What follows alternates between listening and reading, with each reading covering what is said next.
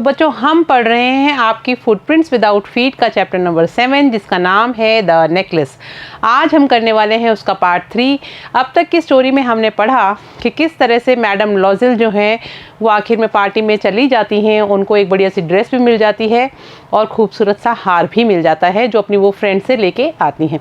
लेकिन जब वो पार्टी से वापस आती हैं और सोचती हैं कि एक बार आखिरी बार मैं अपने आप को शीशे में निहार लूँ कि मैं कैसी दिख रही हूँ, तो जब वो देखना चाहती हैं तो देखती हैं कि उनके गले से हार गायब था।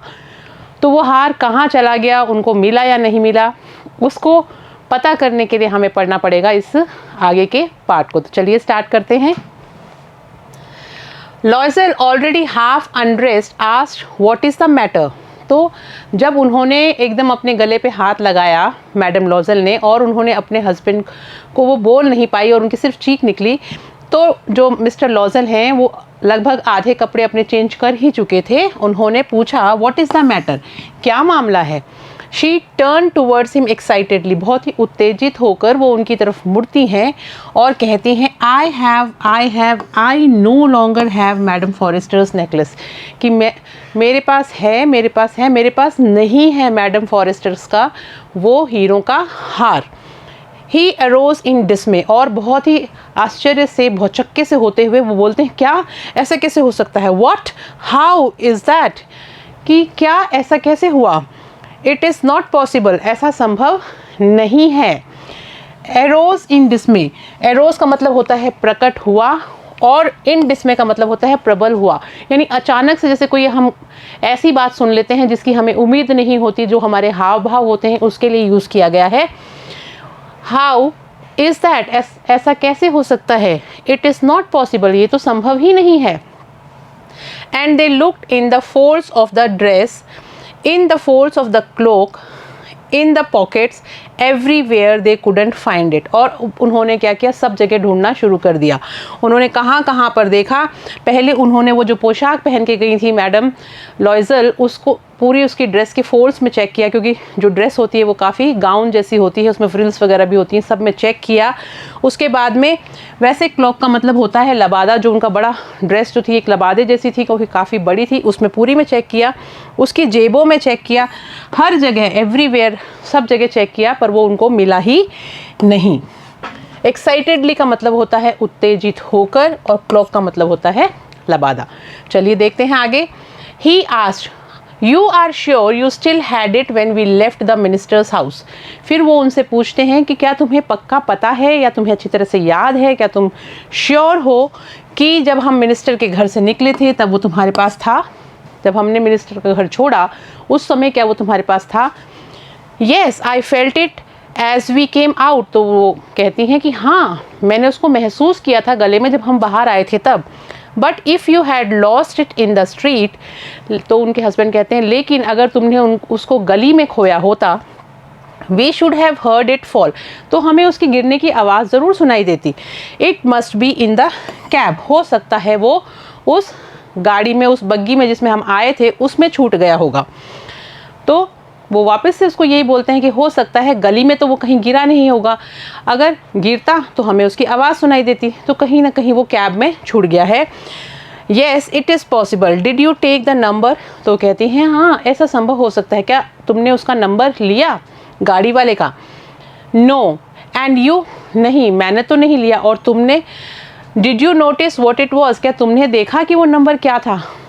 नो, तो वो कहती है नहीं मैंने भी नहीं देखा। They looked at each other utterly cast down, और उन्होंने एक दूसरे की तरफ देखा, और utterly cast down का मतलब होता है बहुत ही ज़्यादा दुखी होते हुए वो एक दूसरे की तरफ देखते हैं, क्योंकि उदास हो जाते हैं कि हीरो का हार नहीं है। फाइनली लॉज़ल ड्रेस हिमसेल्फ अगेन, और आखिरकार मिस्टर लॉज़ल जो है वापस से कपड़े पहनते हैं। आई एम गोइंग, और कहते हैं मैं जा रहा हूँ। ही सेड, वे कहते हैं over the track where we went on foot, मैं उस जगह जा रहा हूँ जहाँ हम लोग पैदल चल रहे थे। To see if I can find it, तो वो कहते हैं मैं उस मार्ग पे जाता हूँ, देखता हूँ उस जगह पे कि क्या पता मुझे वो वहाँ पे मिल जाए। ट्रैक का मतलब होता है मार्ग या रास्ता, ऑन फुट का मतलब होता है पैदल। तो अब वो ढूंढने जाता है कि जहाँ से हम पैदल आए थे वहाँ देख के आता हूँ कहीं वहाँ तो नहीं गिर गया। एंड ही वेंट, और वो वहाँ से चले जाते हैं। She remained in her evening gown, वो अपने उस इवनिंग गाउन में, उस ड्रेस में ही बैठी रहती हैं क्योंकि उनकी हिम्मत नहीं हो रही होती कि वो चेंज करें। Not having the force to go to bed, और ना ही उनको इतनी हिम्मत हो पा रही थी कि वो जाके बिस्तर पे सो जाएं, तो वो उस गाउन में ही बैठी रहती हैं। Towards 7 o'clock her husband return, लगभग 7 बजे के आसपास उनके पति जो हैं वापस आते हैं। ही हैड फाउंड नथिंग, उनको कुछ भी नहीं मिलता, यानी वो जो हार ढूंढने गए थे वो उनको नहीं मिलता। He went to the police and to the cab officers, वो बताते हैं कि वो पुलिस के पास भी गए और जो जहाँ से गाड़ियाँ हायर की जाती हैं, कैब का जो ऑफिस होता है, उन दफ्तरों में भी गए और सब जगह उन्होंने पूछा। And put an advertisement in the newspaper, और यहाँ तक कि उन्होंने एक अखबार में इश्तिहार भी दे दिया। तो अखबार में जो इश्तिहार दिया, उन्होंने जो विज्ञापन दिया, वो इसलिए दिया कि अगर किसी को मिल जाता है हीरों का हार तो वो उसको इनाम देंगे, ऑफरिंग अ रिवॉर्ड, और उसमें लिखा गया कि आपको इनाम दिया जाएगा अगर किसी को वो मिलता है, वो उसको लौटा देता है। रिमेंड मतलब होता है रही, और ऑफरिंग का रिवॉर्ड यानी पुरस्कार देने का प्रस्ताव करते हुए। चलिए आगे देखते हैं। She weighted all day in a state of bewilderment, bewilderment का मतलब होता है घबराहट की स्थिति, घबराहट की दशा, कि पूरा घबराहट की दशा में उसने पूरा दिन इंतज़ार किया। बिफोर दिस फ्राइटफुल डिसास्टर, यानी ये जो एक बिल्कुल डरा देने वाला जो तबाही सी आ गई उनके जीवन में कि एक हीरो का हार वो गुम हो गया था, उससे पहले उसने पूरा दिन इंतज़ार किया था। Loisel return in the evening his face pale, यानी दूसरे दिन भी जब लॉयज़ल बाहर गए, मिस्टर लॉयज़ल, तो पूरा दिन उनका ऐसे ही निकल गया। वो ये सोच रही थी ये तो बहुत बड़ी मुसीबत आ गई हमारे ऊपर, और अपने पति का इंतज़ार भी कर रही थी। तो मिस्टर लॉयज़ल जब शाम को घर आते हैं, उनका जो चेहरा था, हिज फेस वॉज पेल, उनका फेस जो है वो पीला पड़ा हुआ था। ही हैड डिस्कवर्ड नथिंग, क्योंकि उनको कुछ भी प्राप्त नहीं हुआ था, वो कुछ भी नहीं ढूंढ पाए थे। He said write to your friend that you have broken the clasp of the necklace. अब क्योंकि वो हार नहीं मिल रहा था, अब इन्हें थोड़ा समय चाहिए था, तो ये अपनी वाइफ को कहते हैं तुम ऐसा करो कि अपनी जो फ्रेंड है उसको एक पत्र लिखो और उसमें लिखो कि जो हार है उसकी जो कड़ी होती है जो मेटल की वो टूट गई है और हम उसको ठीक करा के देंगे, तो थोड़ा समय लगेगा। तो इस तरह से वो चाह रहे थे कि थोड़ा उनको समय मिल जाए और वो इसको और अच्छे से ढूंढ पाएँ। तो ही सेड, उन्होंने कहा, राइट टू योर फ्रेंड, अपनी दोस्त को पत्र लिखो, दैट की you have broken the clasp, कि तुमने उसकी कड़ी तुमसे टूट गई है, ऑफ द नेकलेस, हार की, and that you will have it repaired, और तुम उसको ठीक कराओगी। That will give us some time, तो इससे हमें थोड़ा सा समय मिल जाएगा। फ्राइटफुल डिजास्टर यानी बहुत अप्रिय महाविपदा, क्लैस्प का मतलब होता है धातु की कड़ी। चलिए आगे देखते हैं फिर क्या होता है। She wrote as he dictated, जैसा कि उन्होंने कहा वैसा का वैसा उनकी वाइफ जो है उन्होंने लिख दिया। At the end of a week, हफ्ते के आखिर में, they had lost all hope, हफ्ते के आखिर तक उन्होंने सारी उम्मीदें जो हैं वो खो दी कि अब उनको कहीं से भी हार नहीं मिला था तो अब वो नहीं मिलेगा। एंड लॉयज़ल, और जो मिस्टर लॉयज़ल थे, ओल्डर बाय 5 years, जो अपनी बीवी से 5 साल बड़े थे, डिक्लेयर्ड, उन्होंने ये घोषणा कर दी और कहा कि we must replace this jewel, कि अब हमें इस आभूषण को रिप्लेस करना पड़ेगा, यानी अब हमसे तो खो गया, अब हमें बिल्कुल हूबहू वैसा ही लाके उनको देना पड़ेगा। In a shop of the Palais Royal they found a chaplet of diamonds, और पैलेस रॉयल जो दुकान थी वहाँ पे उनको ये हीरों का माला, यानी हीरों की जो हार है, चैपलेट ऑफ डायमंड्स यानी हीरों की माला, जिसको हम हीरों का हार कह रहे हैं, वो उनको वहाँ पे मिल जाती है। Which seem to them exactly like the one they had lost, जो बिल्कुल ऐसी दिखाई दे रही थी, बिल्कुल सेम टू सेम दिख रही थी, वैसी की वैसी जैसी उन्होंने खो दी थी। It was valued at 40,000 Franks, और उसकी जो कीमत है वो लगभग 40,000 फ्रैंक्स आंकी गई थी। उसकी कीमत ये थी, they could get it for 36,000, और उनको वो 36,000 फ्रैंक्स में मिल रही थी, प्राप्त हो सकती थी। चैपलेट ऑफ डायमंड्स यानी हीरों का हार, एग्जैक्टली का मतलब होता है एकदम, बिल्कुल वैसा का वैसा। लॉस्ट यानी खो दी थी, और वॉज वैल्यूड एट यानी कीमत निर्धारित की गई थी। जो हीरे के जो हार की कीमत थी वो 40,000 थी और उनको वो 36,000 में फ्रैंक्स में मिल गया, यानी 36,000 फ्रैंक में वो उसको खरीद लाए। लॉयजल possessed 18,000 francs which his father had left him। और मिस्टर लॉजल के पास में उनके पिताजी के द्वारा छोड़े हुए 18,000 फ्रैंक्स तो थे जो उनके पिताजी उनके लिए छोड़ के गए थे, वो ले आए। ही बोरोड द रेस्ट, बाकी के उन्होंने उधार लिए। ही मेड ड्यूनियस प्रोमिसेस, उन्होंने बहुत सारे लोगों से वादे किए कि मैं समय पे लौटा दूंगा। Took money from usurers and the whole race of lenders, यानी कि जो भी उधार देता था, ब्याज पे पैसा देता था, उन सब से उन्होंने पैसा उठाया और जैसे तैसे करके भी उन्होंने 36,000 फ्रैंक्स इकट्ठे किए। Then he went to get the new necklace, फिर वो नया हार लेने के लिए चले गए। Depositing on the merchant's counter 36,000 francs, और उन्होंने उसके बाद में 36,000 जो फ्रैंक्स थे वो वहाँ पे उस दुकानदार को दे दिए और वहाँ से वो हार वो खरीद लाए। पॉजेस्ड का मतलब होता है कब्जे में था। बोरोड यानी उधार लिया। र्यूनियस प्रोमिसेस यानी गंभीर समस्याएं उत्पन्न करने वाले वादे। यूजरर्स यानी ज़्यादा ब्याज देने वाले लोग। होल रेस ऑफ लेंडर्स यानी ऋणदाताओं का संपूर्ण समाज, यानी जो उधार देते थे वो सब लोग।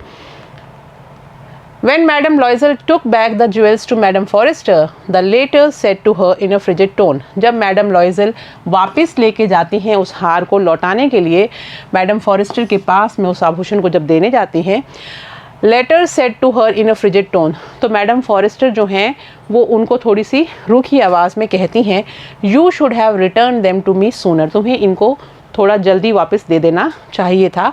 For I might have needed them, हो सकता है कि मुझे उनकी ज़रूरत पड़ जाती। Madam Forestier did not open the jewel box, और मैडम फॉरेस्टर ने उस आभूषण का जो डब्बा था उसको खोला ही नहीं, बक्से को खोला ही नहीं। As madam Loisel feared she would, जैसा कि मैडम लॉयजल को डर लग रहा था कि वो उसको ज़रूर खोल के देखेंगी, लेकिन उन्होंने उसको खोला ही नहीं।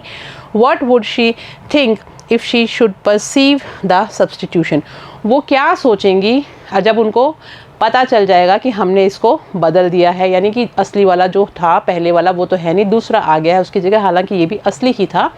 तो उनको ये डर लग रहा था कि कहीं उनको पता तो नहीं चल जाएगा इसके बारे में, और अगर पता चल जाएगा तो वो क्या सोचेंगी। लेटर यानी दूसरी या अन्य। फ्रिजिड यानी भाव शून्य। परसीव यानी जानना, और सब्सटीट्यूशन यानी प्रतिस्थापन।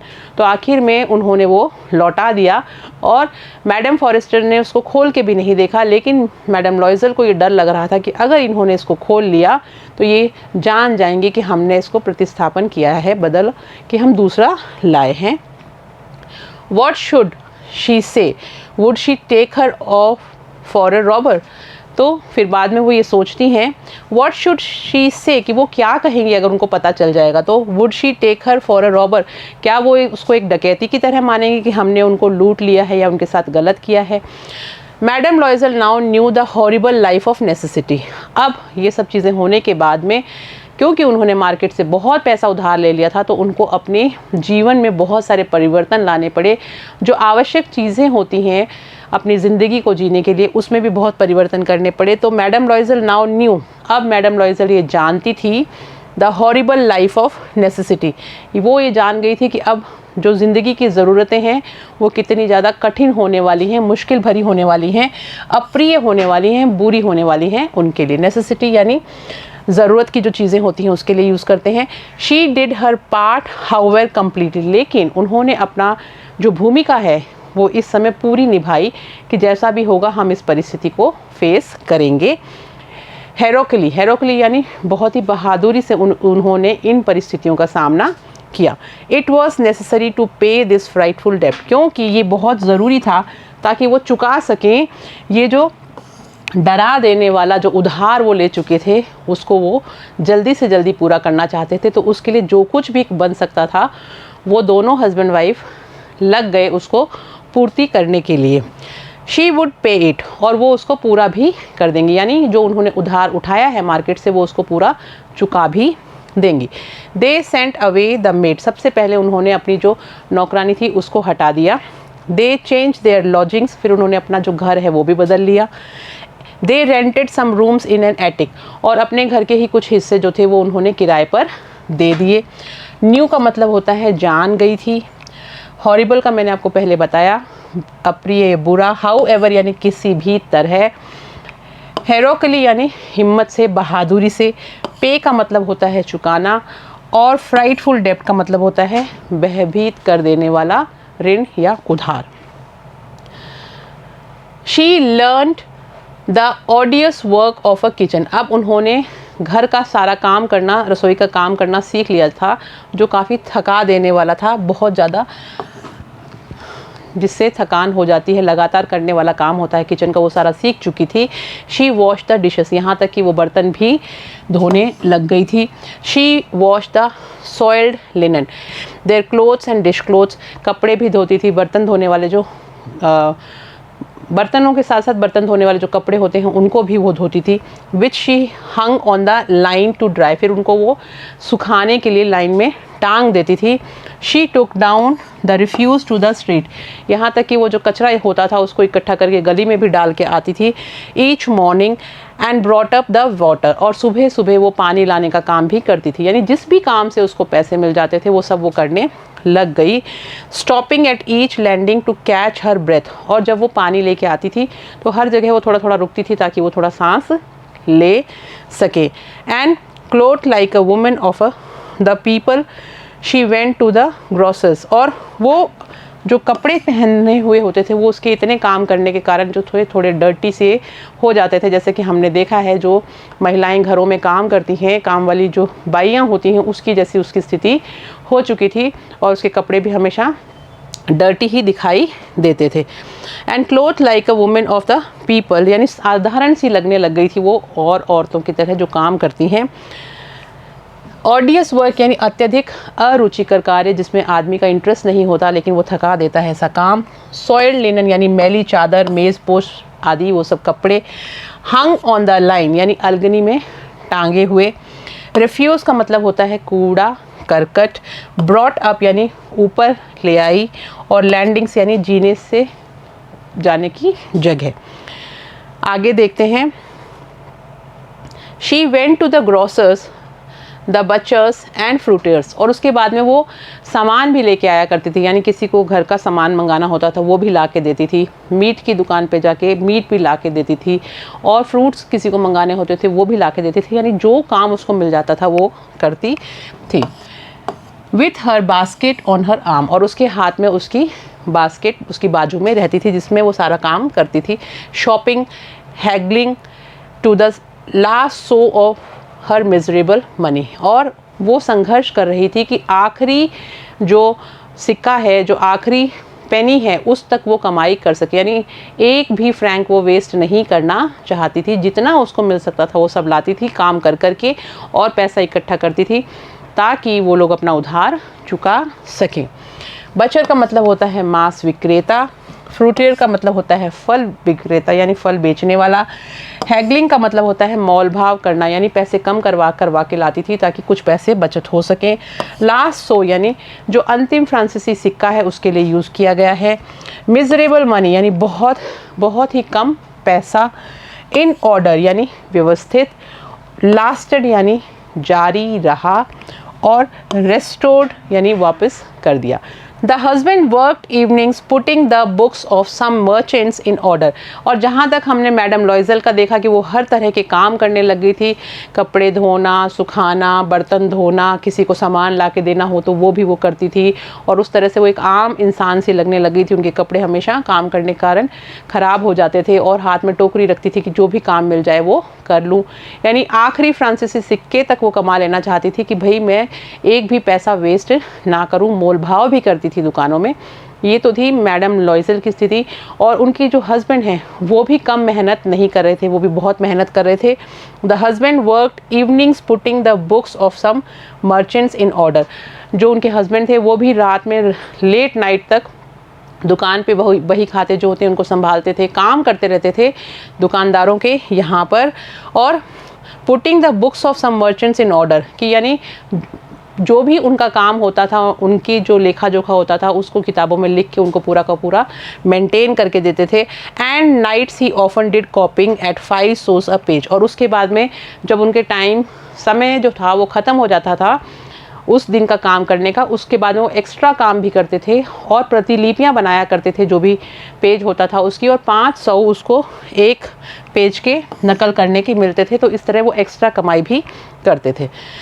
And this life lasted for 10 years. और ये जो जीवन था उनका, ये लगभग 10 साल तक ऐसा ही चलता रहा। 10 साल तक वो लगे रहे कमाई करने में ताकि वो पैसे बचा सके। Eight the end of 10 years, और 10 साल के आखिर में, दे हैड रिस्टोर्ड ऑल, उन्होंने वो सारा का सारा पैसा जो है वो जमा कर लिया और लौटा भी दिया, यानी उनका उधार जो है वो अब पूरा चुकता कर चुके थे।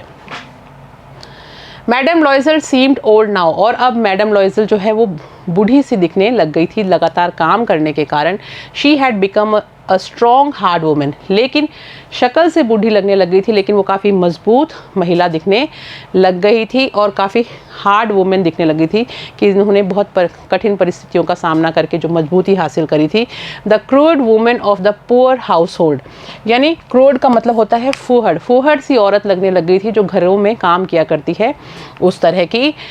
Poor house hold, poor house hold का मतलब होता है गरीब और निर्धन, जो घरों में काम करती है उस तरह की उसकी शक्ल हो गई थी, बूढ़ी हो गई थी, लेकिन थोड़ी पक्की लगने लग गई थी कि ये काम से थकने वाली नहीं है। तो इस तरह का उनका जीवन हो गया था। हर हेयर बैडली ड्रेस्ड, उनके जो बाल हैं वो बहुत बुरी तरह से बिखरे हुए रहते थे, ढंग से ड्रेसअप नहीं किए हुए होते थे। हर स्कर्ट्स आवरी, उनके जो कपड़े थे वो भी गंदे मैले कुचैले से थे। हर हैंड्स रेड, उनके हाथ काम कर करके लाल हो गए थे। She spoke in a loud tone, वो फूहड़ औरतों की तरह तेज़ आवाज़ में बात करने लग गई थी। And wash the floors with large pails of water, और वो फर्श भी धोया करती थी बड़ी बड़ी बाल्टियों को उठाकर।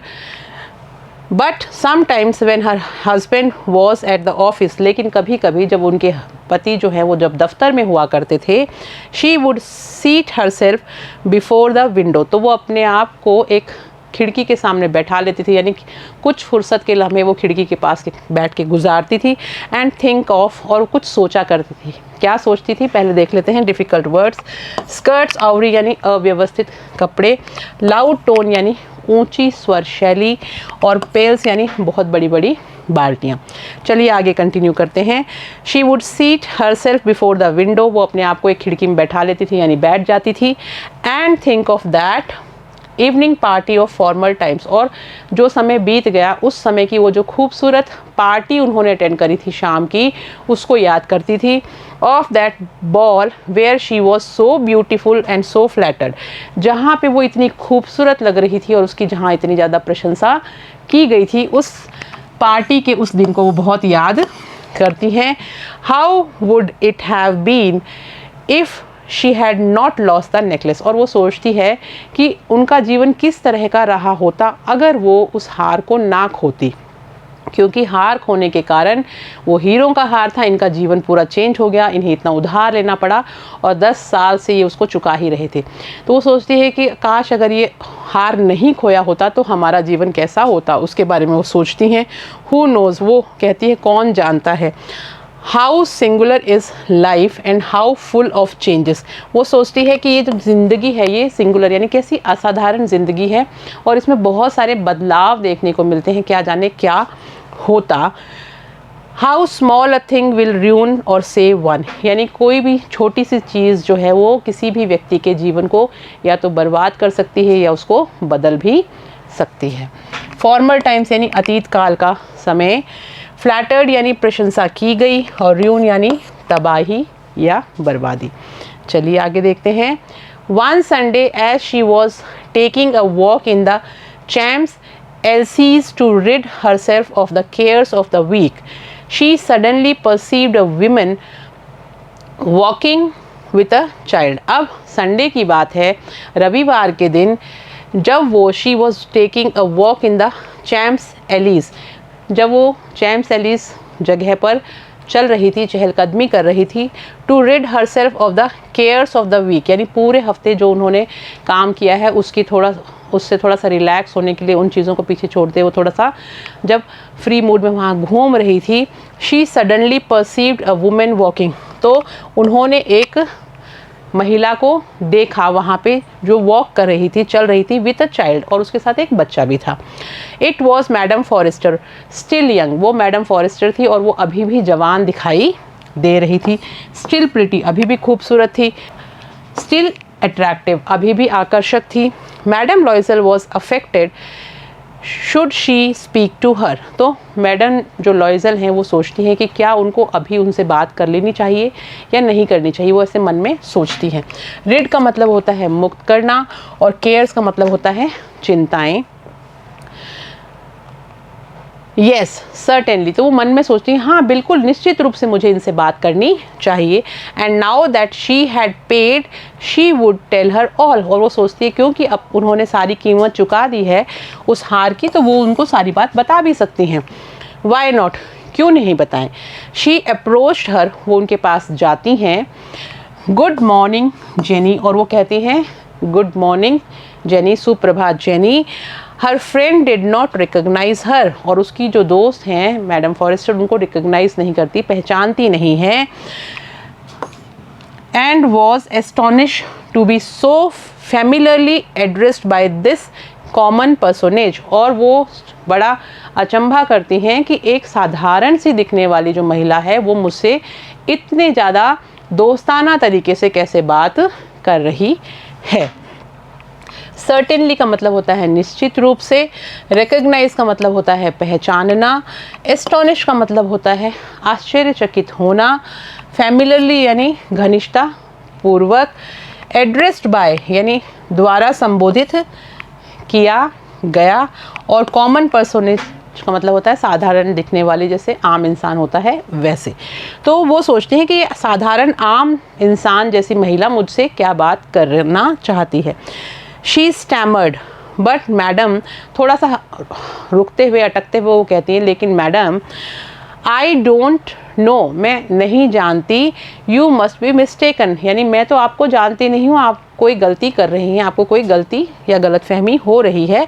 No I am Mathilde Loisel, तो वो कहती है नहीं मैं मैटिल्डा लॉयजल हूँ। Her friend uttered a cry of astonishment, और उनकी जो दोस्त थी उनके मुंह से एक चीख निकलती है, आश्चर्य भरी चीख कि अरे ऐसा कैसे हो सकता है। ओ माई पुअर मैटिल्डा, अरे मेरी प्यारी छोटी सी गरीब Mathilde, how you have change, तुम इतना ज़्यादा कैसे बदल गई हो। Yes I have had some hard days, तो वो कहती है कि हाँ मैंने कुछ बहुत ज़्यादा कठिन समय निकाला है। सिंस आई सॉ यू, जब से मैं तुमसे मिली। एंड सम मिजरेबल वंस, और कुछ बहुत ही ज़्यादा बुरा यानी बद से बदतर ही समय मैंने निकाला है जब मैं आपसे मिली थी उसके बाद से। And all because of you, और ये सब कुछ हुआ आपकी वजह से। वो उसको ब्लेम करते हुए कहती है कि जो मेरा गलत पूरा समय निकला, ख़राब समय निकला, ये जो मेरे बुरे दिन निकले वो सब आपकी वजह से हुए। Because of me, how is that, वो कहती है मेरी वजह से, बिकॉज ऑफ मी यानी मेरी वजह से। हाउ इज़ दैट, ऐसा कैसे हो सकता है। मिस्टेकन यानी भ्रम हो गया है। अटर्ड यानी कुछ कहा। और मिसरेबल यानी दयनीय। You recall the diamond necklace that you loaned me to wear to the minister's ball, तो कहती है क्या आपको याद है कि मिनिस्टर के यहाँ पर बॉल पार्टी में जाने के लिए आपने मुझे एक हीरों का हार उधार दिया था पहनने के लिए। येस वेरी वेल, तो वो कहती है कि हाँ बहुत अच्छे से याद है।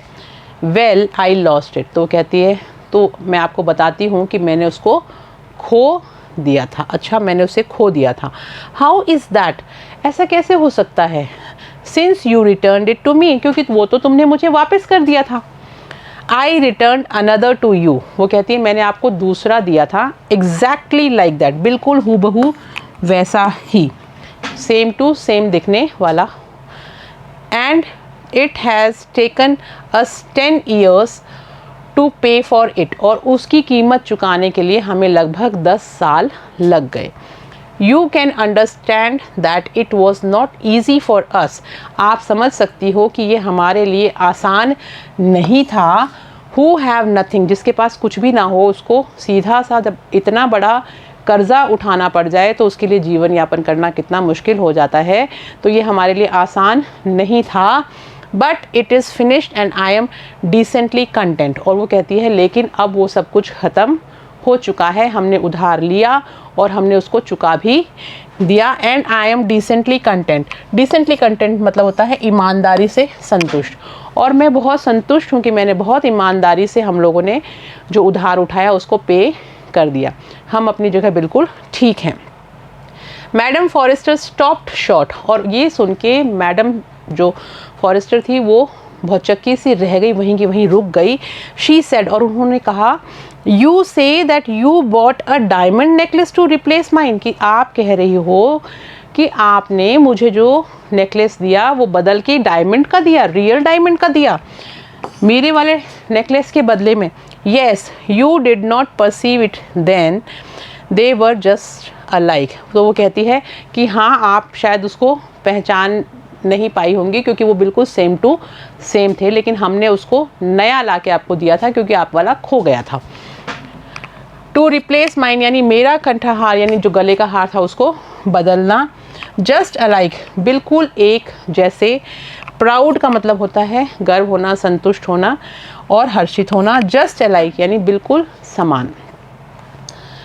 And she smiled with proud and simply Joy, और ये बात कह के मैडम लॉयजल जो है वो गर्व से कहती हैं और बिल्कुल सरल तरीके से कहती हैं कि हाँ बिल्कुल सेम टू सेम वैसा ला दिया, शायद इसलिए आपको पता नहीं चला होगा। मैडम फॉरेस्टर वॉज टच्ड, और ये बात सुन के मैडम फॉरेस्टर बहुत ज़्यादा भावुक हो जाती हैं, ये बात उनके दिल को छू जाती है।